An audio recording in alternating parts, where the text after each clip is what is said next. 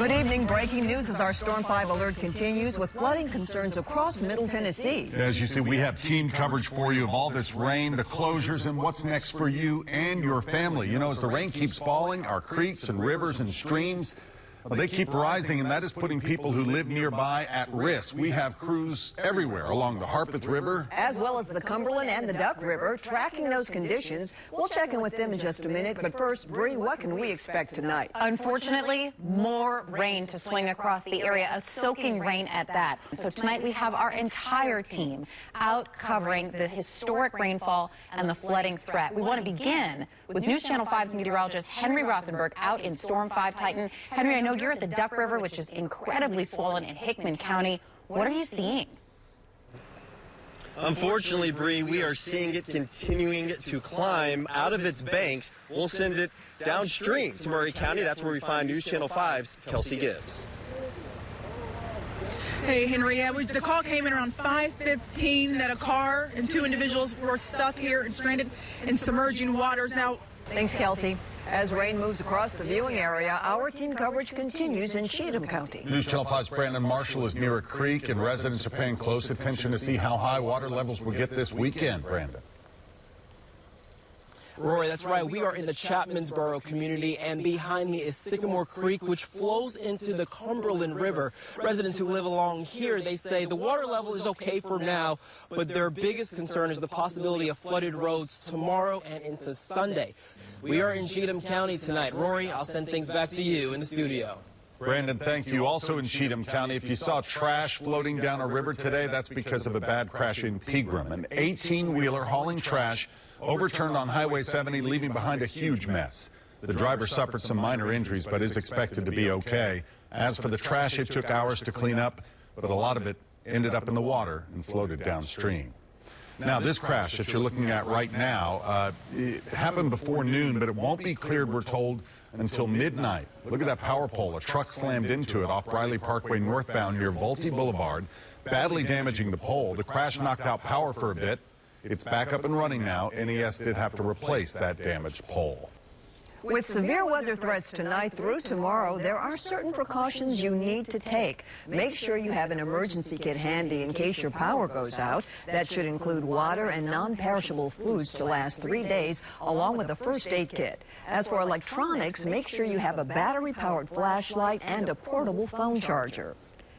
Some communities are already in need of kits like that. Homes and businesses are underwater right now as these February floods continue. In Overton County, the situation is so severe, they've declared a state of emergency, and that's where Chris Conti continues our team coverage. For nearly a week now, the rain here in Overton County has refused to stop. No doubt we certainly are ready for the sunshine, but unfortunately the rain isn't on its way just yet. News Channel 5's Eric Hilt is tracking the conditions in Rutherford County as officials close down a long list of roads. Eric, what are EMA workers dealing with right now?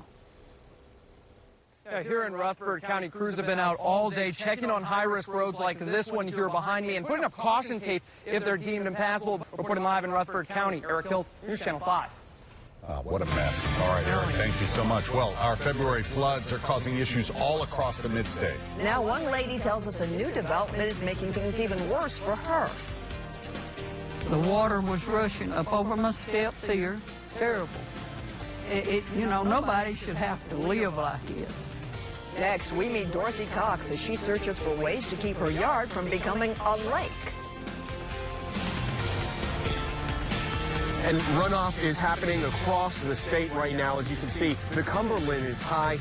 That's causing some problems for storm drains as they're getting filled up with debris. We've got more on that coming up.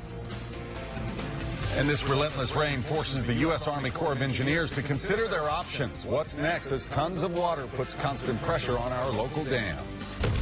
Good evening. The wait is over. After weeks of closures and construction, the NFL draft is here. We've got your only view of the draft live from the air and team coverage from rooftops and platforms across downtown. We'll check in live with all of our crews in just a minute, from our own Carrie Sharp anchoring tonight from Nudie's Honky Tonk. But first, let's check in with Bree to find out if all of those fans are going to get wet. Bree. It definitely looks like we'll have to deal with a few scattered showers tonight.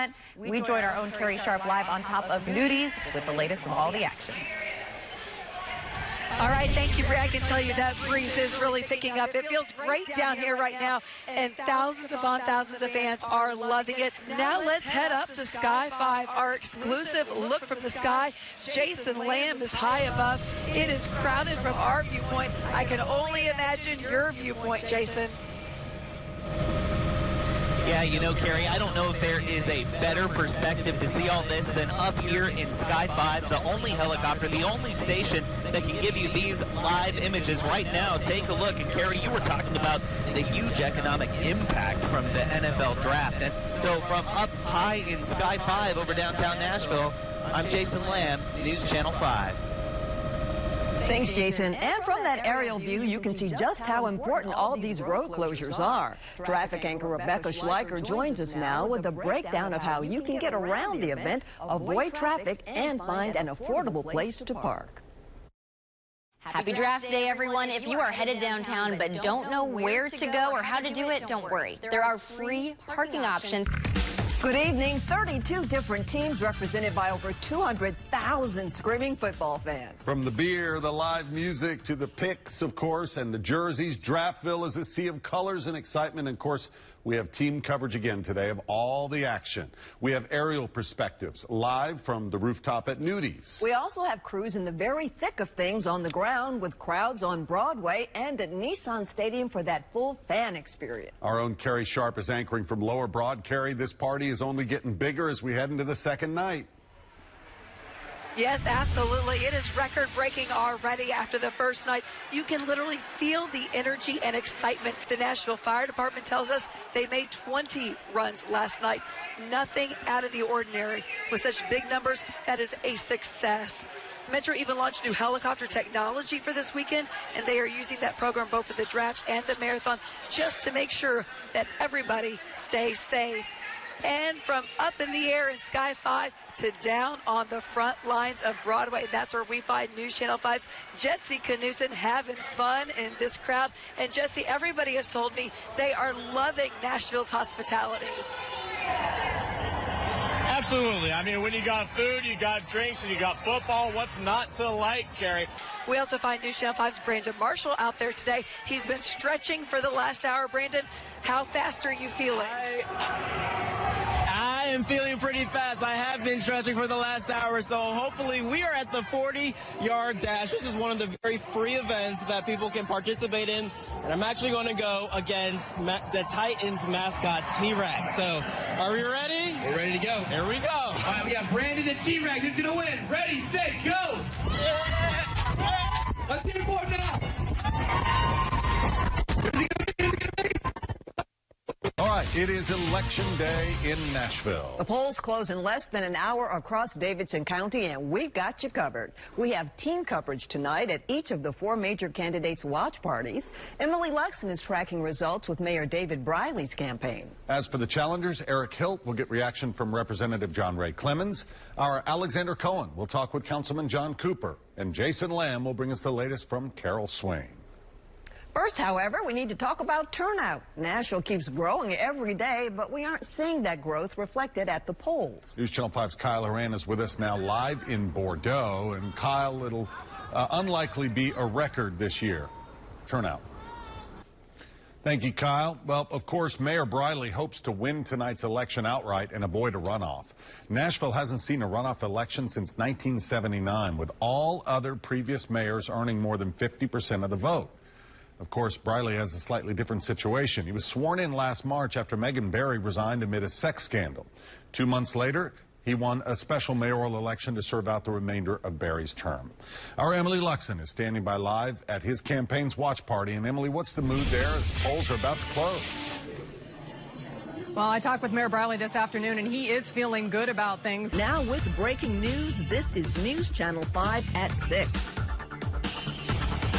Good evening. Racist texts, lines of cocaine, and now illegal surveillance. Disturbing new details from inside the Capitol Hill controversy tonight. At this hour, Speaker Glenn Kacee still refuses to step down. We have team coverage as Democrats call for a federal investigation into bugging and eavesdropping accusations. Well, we begin with a brand new audio recording from Kacee uncovered by News Channel 5 Chief Investigative Reporter Phil Williams. And Phil, this recording doesn't help the Speaker's case. Not at all. The secret recording recently obtained by News Channel 5 Investigates suggests the Speaker knowingly lied to the public when he suggested those text messages were not real. Something new every day, Phil. And was Speaker Kacee spying on House lawmakers? Tonight, those allegations only adding to the drama surrounding the House Speaker right now. News Channel 5's Chris Kacee continues our team coverage from the Capitol, where some lawmakers demand the U.S. attorney now investigate Kacee.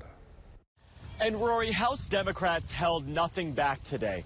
They say that if Glenn Kacee was secretly recording meetings without anyone's consent, that he committed a felony. They were so furious that they sent this letter to the Attorney General in Nashville asking him to investigate. And that was not the only bizarre development from outside the Speaker's office today.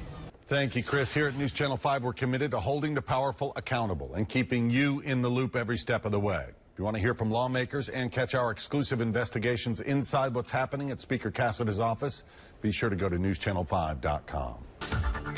Good evening. A roller coaster week on Capitol Hill gets even bumpier with FBI agents now taking an interest in what's happening. Our chief investigative reporter Phil Williams and Chris Kacee join us now to break down disturbing new details in the Capitol Hill controversy. This evening, lawmakers on both sides of the aisle want House Speaker Glenn Kacee to resign. If you can't go into his office and trust him to tell you the truth and walk out of it, then he's the wrong person in that office. He should resign, and if he won't, then the members of the House should do what's necessary to remove him as Speaker. Meanwhile, we've learned that the FBI is now starting to dig into the session's most controversial vote. Phil Williams has the exclusive details. Phil. Well, Vicki, that vote was the vote to pass Governor Bill Lee's school vouchers plan, and it has now captured the FBI's attention. Now, of course, tonight, the lingering question at the Capitol is, can Glenn Kacee continue to lead effectively? A growing number of lawmakers now say he needs to go. Chris Kacee continues our coverage, and Chris, lawmakers are weighing their options right now. And Phil, there are really two things that lawmakers at the Capitol are struggling with tonight.